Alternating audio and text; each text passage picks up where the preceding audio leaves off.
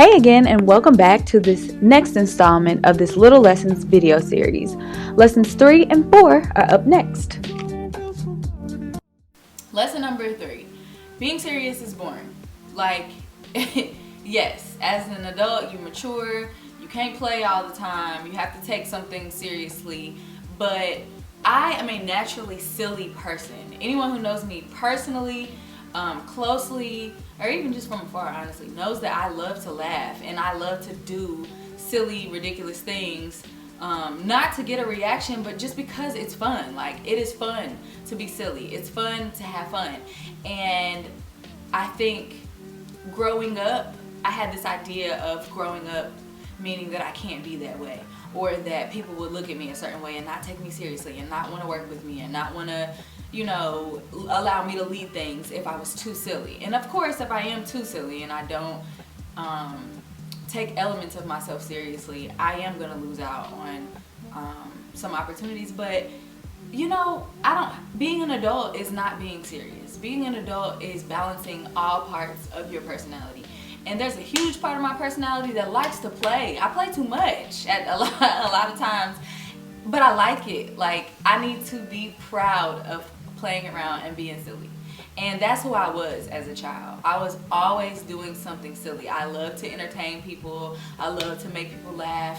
I love to laugh with others. I love to hear a joke or make something funny and then carry it for the rest of the day. Like, we're gonna be laughing about this for years type of thing. Like, I just want to be that person until I die. I never want to lose that aspect of myself, because it is what keeps me young. It's what keeps me healthy, to be honest.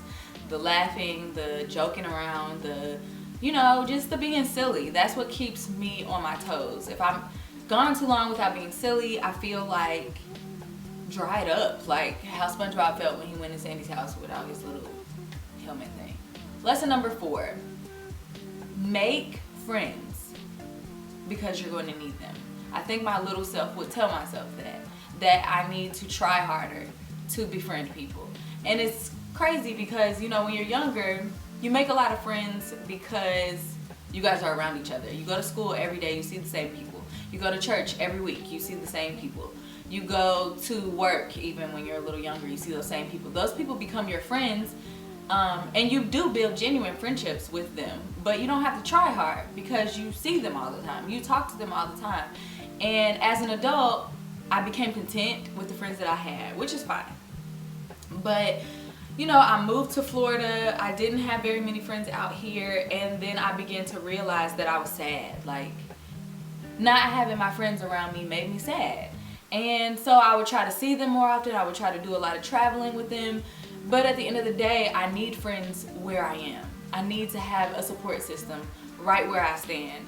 And so I needed to be diligent about contacting people and saying, hey, I would love to catch up with you this weekend. What are you doing? Type of thing. And I'm realizing that I have needed that. And needing people is also something that I have had trouble with as an adult.